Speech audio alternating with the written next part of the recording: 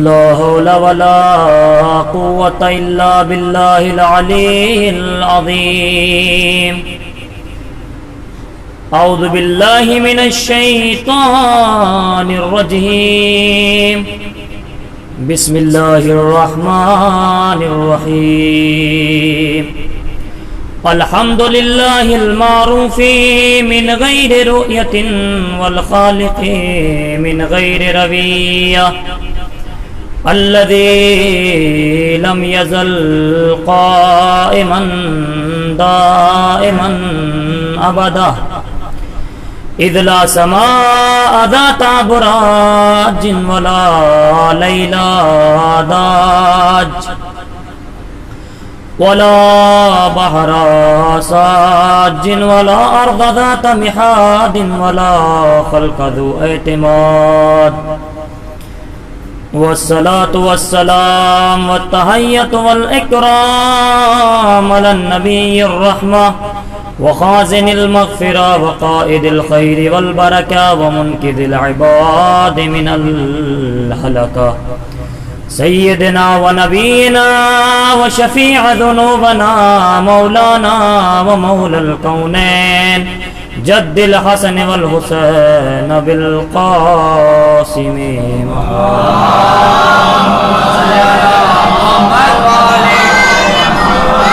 وعلى آل بيته الطيبين الطاهرين المعصومين المظلومين المنتجبين المنتخبين الذين أذهب الله عنهم الرجس وطهرهم تطهيرا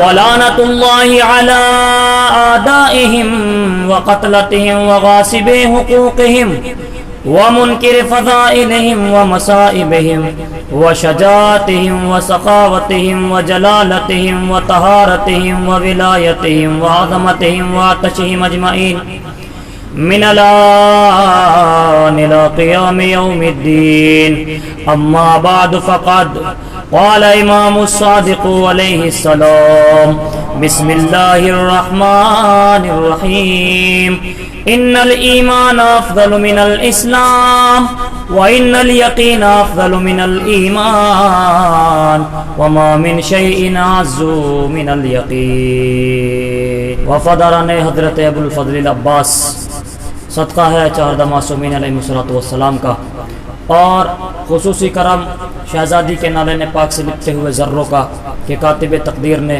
ہمارے دل کی کتاب پر یا تو اہل بیت کے فضائل لکھے یا ان کے غم تحریر کیے۔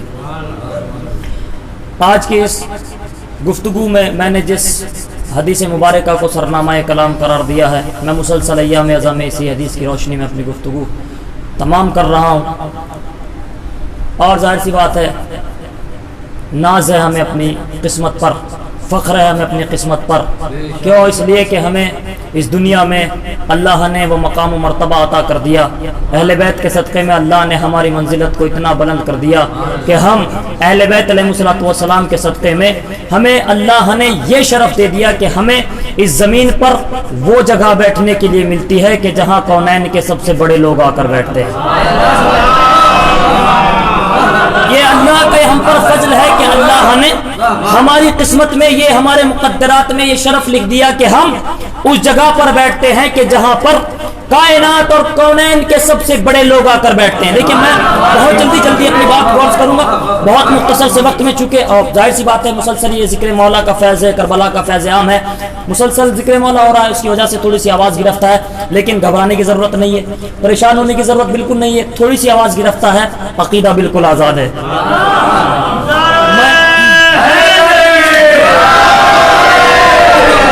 تو ہمیں اللہ نے یہ شرف دے دیا، اور دیکھیے آپ پوری کائنات کا محاسبہ کر لیں، پچھلے کچھ ایام میں، کچھ مہینوں میں، اس پوری کائنات کا محاسبہ کریں کہ ان مہینوں میں، ان دنوں میں پوری کائنات ایک پلیٹ فارم پر آ کر رک گئی۔ पूरी कायनात एक जगह पर आकर रुक गई और बड़े बड़े जो खुद को सुपर पावर कह रहे थे, तवज्जो करें आप, जो बड़े बड़े खुद को सुपर पावर कह रहे थे, हमने साबिका अय्याम में ये देखा कि उन्होंने अपने हाथ खड़े कर दिए और ये कहते हुए नजर आए कि नहीं, ये दुनिया अब एक जगह पर आकर रुकने वाली है। बहुत तवज्जो। और ये आलम इंसानियत ने देखा कि दुनिया एक जगह पर आकर रुक गई, एक जगह पर आकर मस्कूत हो गई। जो जहां था वो वहीं रुक गया। महसूस कर रहे हैं आप? जो जहां था वो वहीं रुक गया।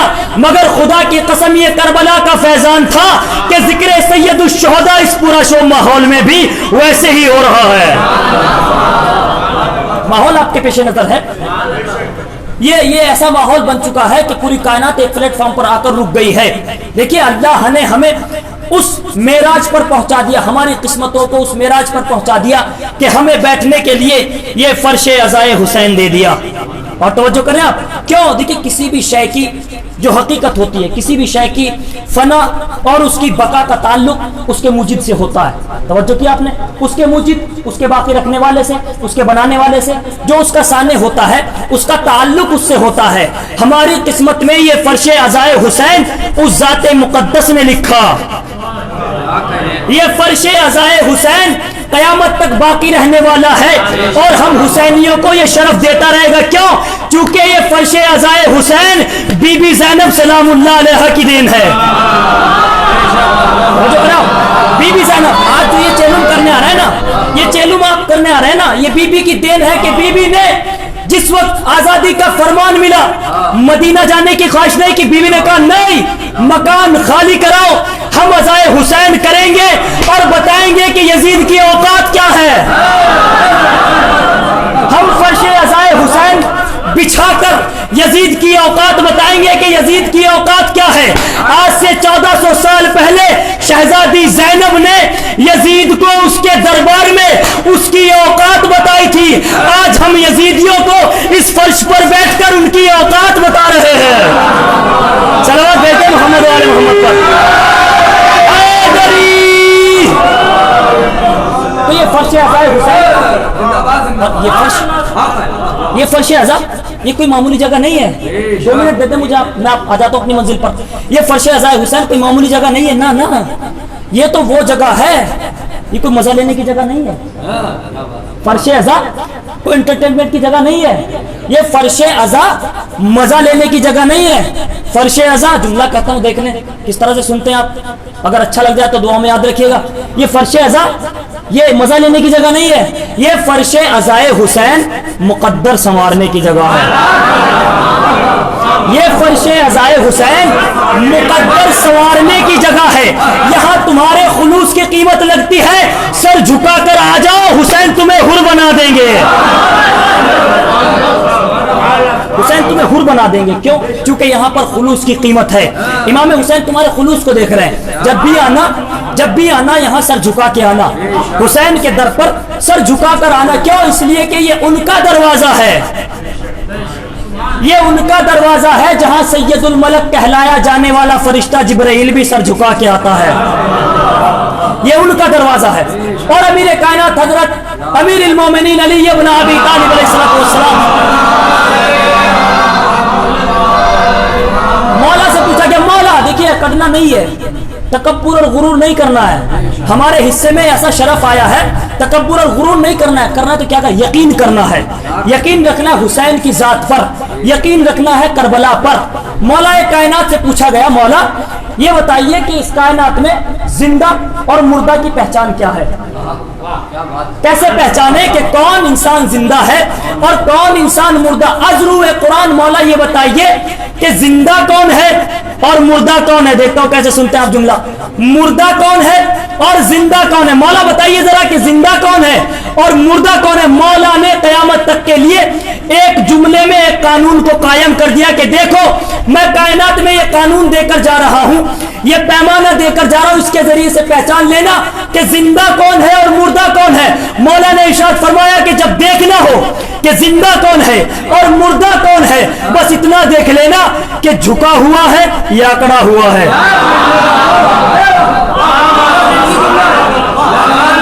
इतना जान लेना कि झुका हुआ है या अकड़ा हुआ है। अगर झुक रहा है समझ लेना जिंदा है, अगर अकड़ रहा है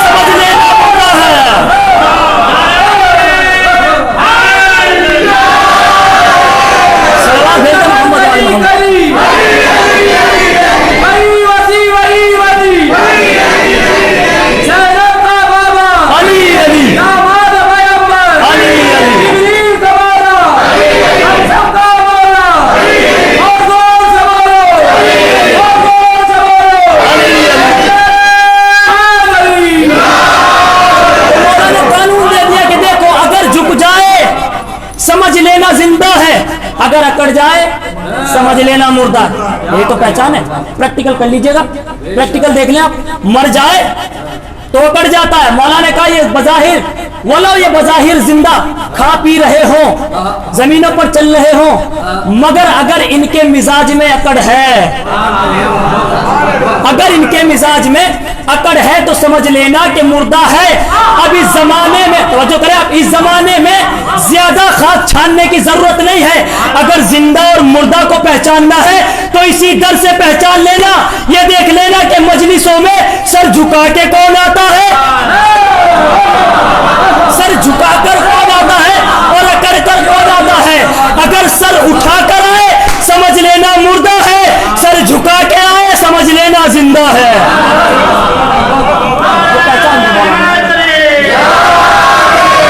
पहचान दी है मौला ने, कदम कदम पर हमें जीने का रास्ता दिखाया।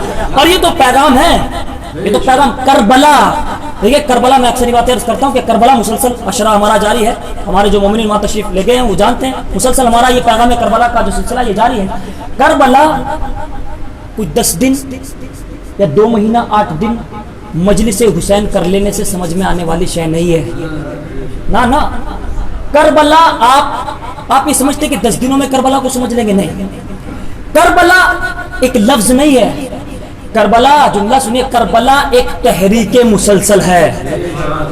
करबला एक तहरीक मुसलसल है। हम हैं करबलाई, हम हैं करबलाई। देखिए करबलाई करबला जाने से नहीं हो जाते हैं। ऐसा नहीं कि आप करबला चले गए और आकर अपने सामने करबलाई लिखने लगे तो सिर्फ करबला जाना करबलाई होने की अलामत नहीं है। तवज्जो कर रहे हैं आप, ये तो मुआशरा है। देख लें आप, इमाम ने क्या फरमाया, अकड़ ना जाना, अकड़ ना जाना, झुक कर रहना। ये तो मुआशरे का मिजाज बना हुआ है। चले गए कोई साहब करबला का, अब तो करबला हो आए हैं, अब तो करबला हो आए हैं। अब क्या होना है, पीले शराब, अब तो करबला हो आए, पीले शराब, अब तो करबला। और देखिए उनका फख्र, और ये अकड़ कर बहुत सारे ऐसे आपकी बस्ती और हर जगह ये मिल जाएंगे कि जो नहीं गया है उससे बड़े फख्र के साथ पूछते हैं, मियां आप करबला गए हैं? आप मेरे साथ रहे ना, ना मेरे साथ रहिए। क्या आप करबला गए? वो कहे नहीं नहीं, हम तो गरीब आदमी, भी मौला ने बुलाया नहीं है, हम करबला नहीं गए। तो ये सीने को तान कर कहते हैं मौला का करम है 4 बार हो आए हैं। तो किया, मौला का करम है 4 बार हो आए हैं। इनसे कहिए कि तुम्हारी ये अकड़ और तुम्हारा तकब्बुर बता रहा है 4 बार हो आए हो मगर सुधरे अब तक नहीं। करबला 4 बार हो आए मगर सुधरे अब तक नहीं। याद रखिए करबला जाना कमाल नहीं है, करबला से करबलाई बनकर लौटना कमाल है। ये कमाल है, करबला जाए करबला से करबलाई बनकर लौटना कमाल। तो करबला हर कदम पर आपको हिदायत देगी, पैगाम देगी आपकी जिंदगी के लिए, किस तरह इस दुनिया में आपको रहना। इमाम की कुर्बानी, इमाम ने जो करबला के मैदान में कुर्बानी दी है, इसका कोई एक मकसद नहीं है कि इमाम ने सिर्फ नमाज के लिए सर कटा दिया, नहीं।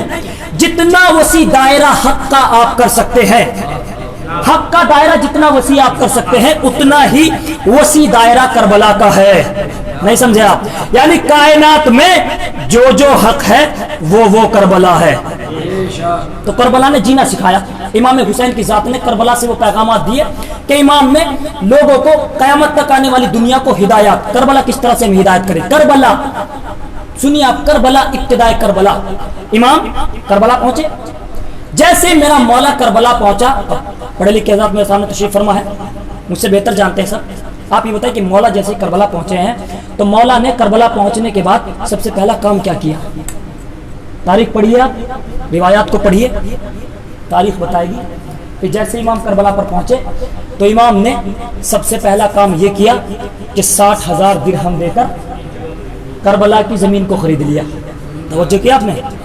पैगाम का सिलसिला तो शुरू हो गया, मैसेजेस का सिलसिला तो शुरू हो गया। करबला पैगामात आपको, इमाम वारिदे करबला हुए तो 60,000 दिरहम खर्च किए, का उस जमीन को खरीद लो जिस पर हमें रहना है। आला ना तवज्जो नहीं कि आपने उस जमीन को खरीदा कि जिस पर इमाम को रहना है। अब इसकी उलमा ने वजूहात लिखी कि इमाम ने करबला की जमीन को क्यों खरीदा। उन वजूहात में से एक वजह तो यह है कि इमाम हुसैन की जात ने करबला की जमीन को इसलिए खरीदा چونکہ وصیتوں میں سے ایک وصیت یہ تھی کہ حسین تم کربلا کی زمین کو خرید لینا. بہت توجہ. امام نے کربلا کی زمین کو کیوں خریدا؟ دوسری اور سب سے اہم وجہ امام کی کربلا کی زمین کو خریدنے کی یہ تھی، میرے مولا نے کربلا کی زمین کو اس لیے خریدا تاکہ وہ امام کی ملکیت ہو جائے.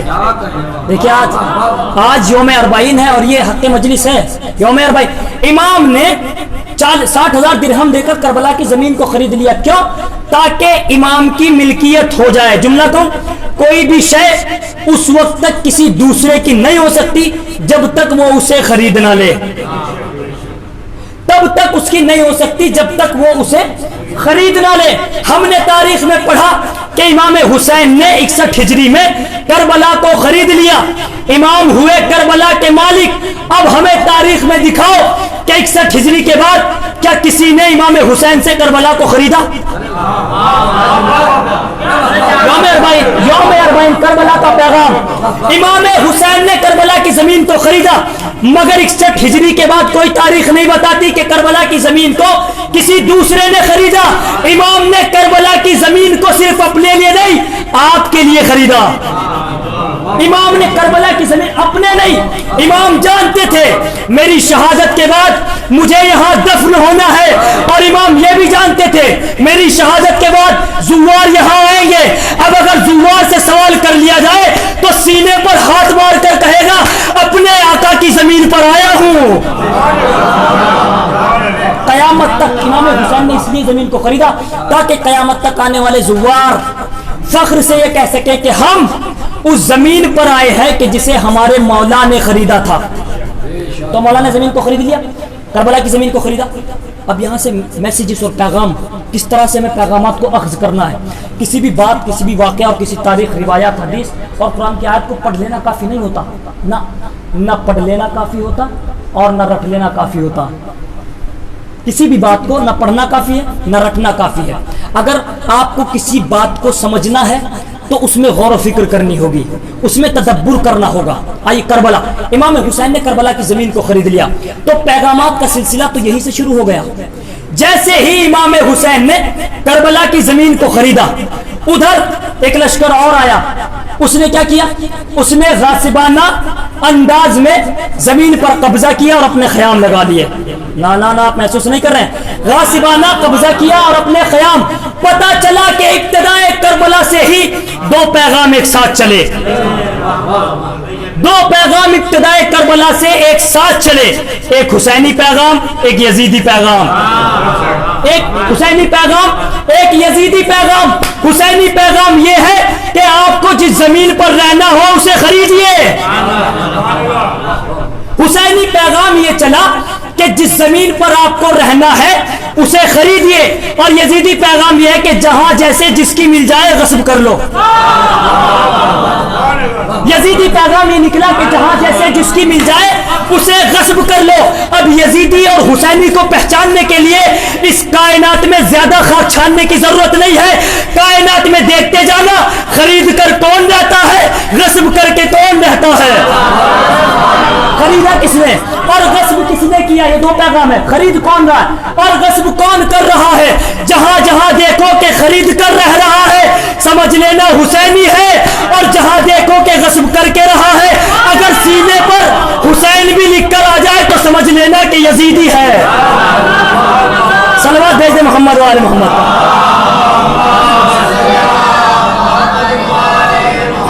ایک بابا سے بولے صلوات بھیج محمد.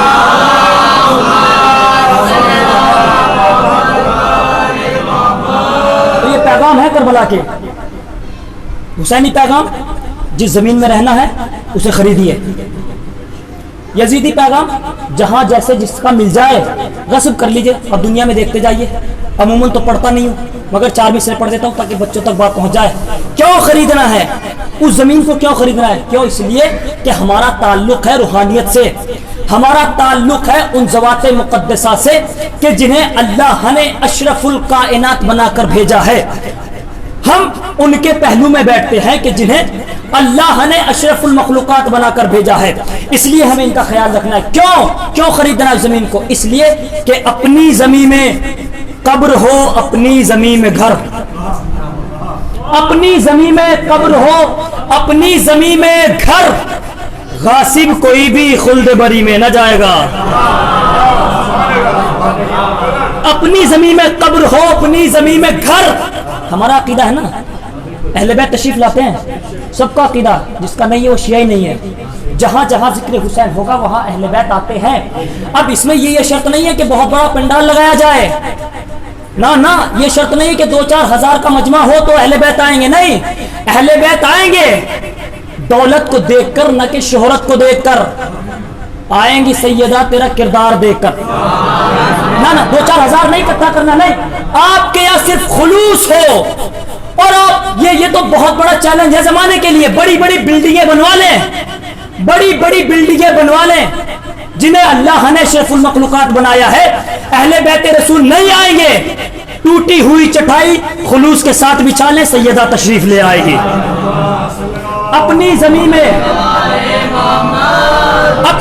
میں قبر ہو اپنی زمین میں گھر، کیوں؟ ہمارا عقیدہ ہے نا، اپنی زمین میں قبر ہو اپنی زمین میں گھر، کیوں؟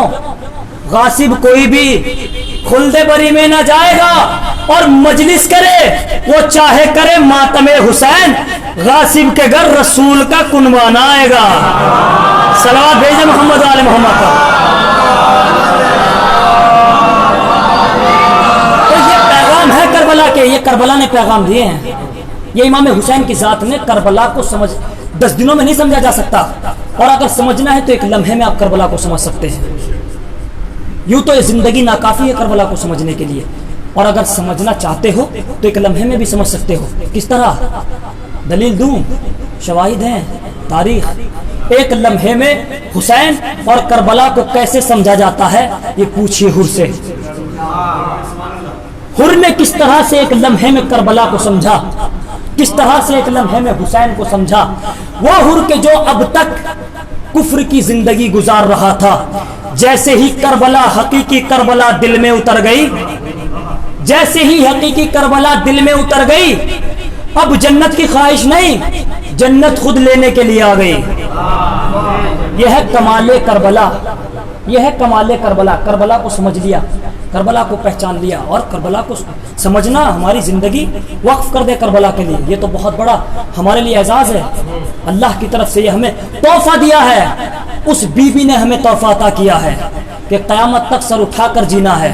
اسی فرش کے ذریعے سے ہم نے انہیں وہاں ذلیل کیا تھا، تم اسی فرش کے ذریعے سے ان کے چاہنے والوں کو دنیا میں ذلیل کرتے رہنا۔ یہ اس بی بی نے ہمیں پیغام دیا ہے، اس مقدس خاتون نے ہمیں یہ فرش عطا کیا ہے کہ جس نے باد حسین، کربلا کو سمجھیے آپ، کربلا ہے کیا؟ کربلا نام ہے محور یقین کا، کربلا نام ہے مرکز یقین۔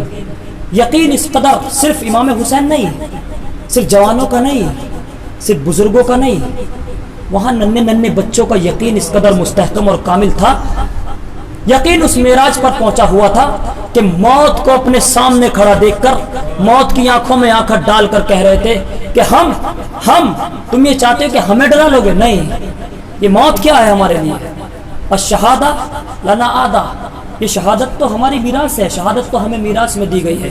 اور آپ جانتے ہیں عزیزو، یہی وجہ ہے کہ امام حسین کو جب مدینہ چھوڑنے پر مجبور کیا گیا، امام مدینہ چھوڑ کر کربلا آ گئے۔ جیسے امام حسین کربلا آئے، ظلم کی انتہا وہیں سے شروع ہو گئی جب امام نے مدینے کو چھوڑا، کربلا آ گئے۔ کیا کربلا میں ظلم تمام ہو گئے؟ نہیں عزیزو، بعض روایات تو یہ کہتی ہیں کہ ظلم تو کربلا کے بعد ہی شروع ہوئے۔ جزاک اللہ، خدا آپ کو کوئی غم نہ دے سوائے غم مظلوم کربلا کے۔ عظم اللہ اجورنا و اجورکم، بی بی آپ کو کوئی غم نہ دے، آپ کے آنسوؤں کو اپنے رومال میں جگہ دے، اور جب آپ اس فرش عزا پر آیا کریں تو گٹ گٹ کر نہ روئیں۔ کیوں؟ اس لیے کہ یہ ان کا ماتم ہے، یہ ان پر گریہ کیا جا رہا ہے کہ جن پر کربلا کے بعد اگر کوئی آنسو بہاتا تھا تو تازیانے لگتے تھے۔ جزاکم اللہ، خدا کوئی غم نہ دے سوائے غم مظلوم کربلا کے۔ آپ یہ سوچ کر گریہ کریں کہ اگر آپ روئیں گے تو آپ کو کوئی تازیانے نہیں لگائے گا، اگر آپ روئیں گے تو آپ کو کوئی تماچے نہیں لگائے گا، مگر ہائے مصیبت، عظم اللہ اجورنا وَأُجُورَكُمْ۔ عزیز اور باب مقاتل لکھتے ہیں، روایت بتاتی ہے جب یہ سے کوفہ اور کوفہ سے شام، سختیاں سہتے ہوئے زندان میں رہا۔ ایک دن وہ آیا،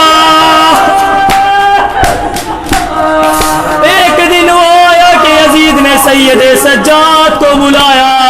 یزید ملعون کہتا ہے اے سید سجاد،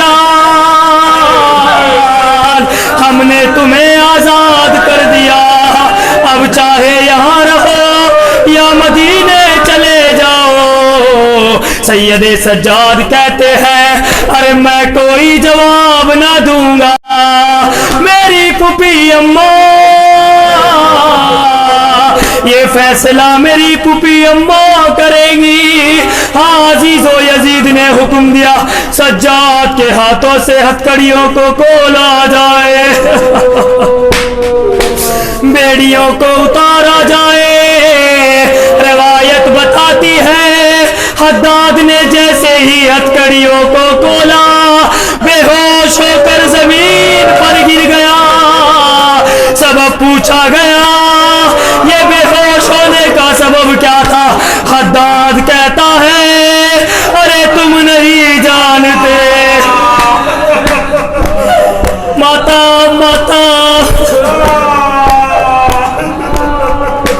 ارے تم نہیں جانتے، میں نے جیسے ہتھکڑیوں کو کاٹا کیا دیکھا؟ اس بیمار کی ہڈیاں بیڑیوں کا نوالا بن چکی تھی۔ عزیز و سید سجاد جناب زینب کے قریب پہنچے۔ جیسی زینب نے سید سجاد کو دیکھا، باہوں میں باہیں ڈال دی، میرے لال ہوا مصیبتا وہاں غربتا۔ زینب کہتے میرے لال سجاد، اے میرے لال سید سجاد، ہاتھوں کی ہتھکڑیاں کیا ہوئی، بیڑیاں کیا ہوئی؟ سید سجاد کہتے پھوپھی اماں یزید نے ہمیں رہا کر دیا ہے، اور یہ بھی کہا ہے کہ اگر یہاں رہنا چاہو تو یہاں رہو، اگر مدینہ جانا چاہتے ہو تو مدینہ چلے جاؤ۔ زینب نے تڑپ کر ایک جملہ کہا، اے بیٹا سید سجاد تم نے کیا جواب دیا؟ اے بیٹا سید سجاد تم نے کیا جواب دیا؟ میرا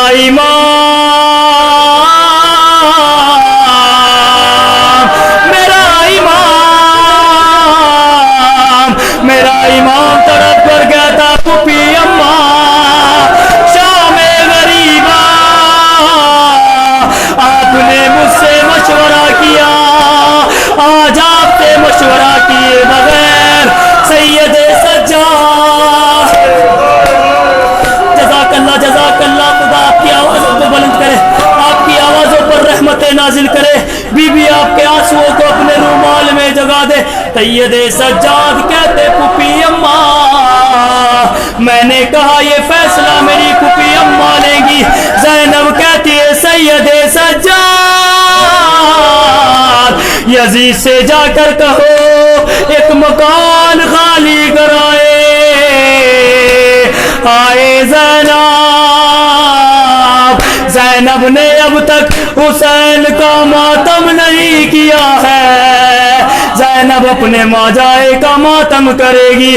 عزیز و روایت بتاتی ہے مکان خالی ہوا، بیبیاں مکان میں آئی، اسباب آنا شروع ہوئے، چادریں آئی، لیلا کی چادر آئی، زینب آگے بڑھی، لیلا کی خدمت میں پیش کر دی، کلثوم کی چادر کلثوم کو دی، مگر آئے مصیبت،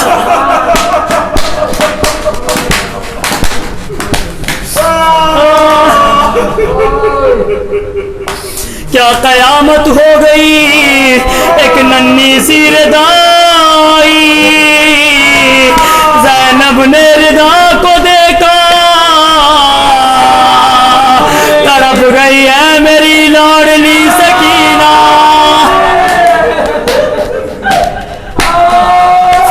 اے میری بچی سکینہ، بڑا خیال تھا पर्दे का लो तुम्हारी रदा,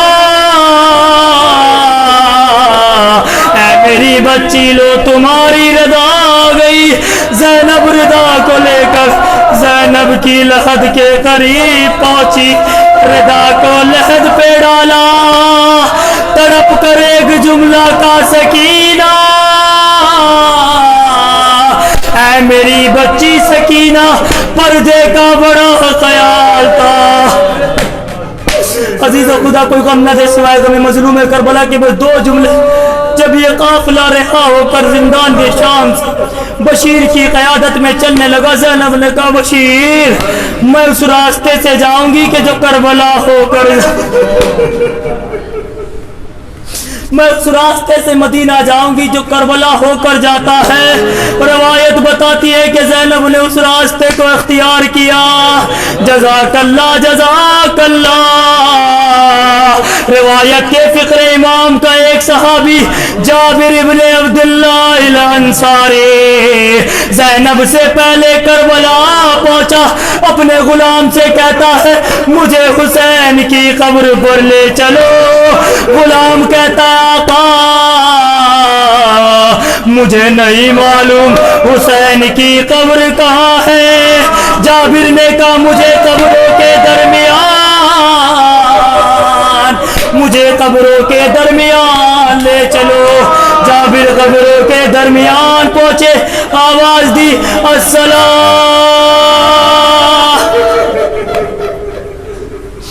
अस्सलामु अलैका या अबा अब्दिल्लाह, अस्सलामु अलैका या इब्न रसूलुल्लाह। जवाब आया अलैका सलाम या जाबिर। जाबिर कब्र पर गिरे गिरिया शुरू किया। इसी असना में हुसैन की कब्र को लर्जा तारी हुआ। जाबिर दूर हो जाओ, मेरी बहन ज़ैनब तशरीफ ला रही है। हुदूदे करबला में पहुंची ज़ैनब ने खुद को नाके से गिराया, कब्र पर पहुंची भैया हुसैन, ऐ मेरे भैया हुसैन, ये बहन तुम्हारा चेहलो, तुम्हारा चेहलुम करने करबला आई है। ऐ भैया तुम्हारे बाद जुल्म व सितम की इंतहा।